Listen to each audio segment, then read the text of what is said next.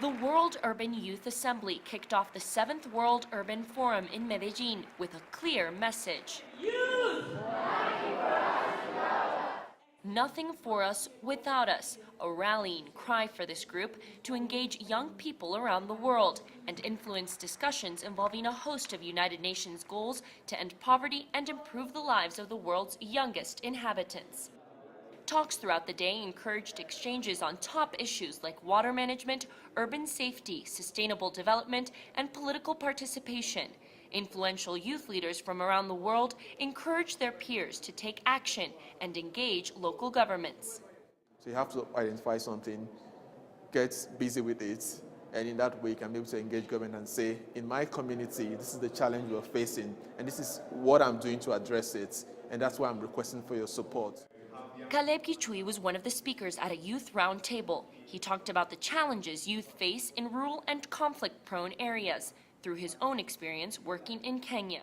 We've worked with different youth from the slum areas in Kenya, and people have a misconceived notion that they're into drugs and they're into immoral behaviors and all these things.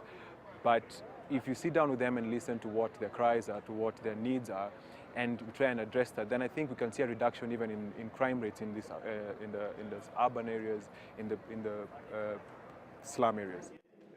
In another session, speakers recommended ways to ensure youth participation.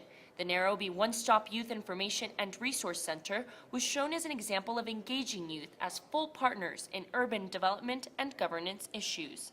If you want meaningful youth participation, if you're talking about youth empowerment, we must look at models that have worked, and there are models that have worked. Can we take up those and scale them up and see if they're going to basically help in terms of advancing youth causes?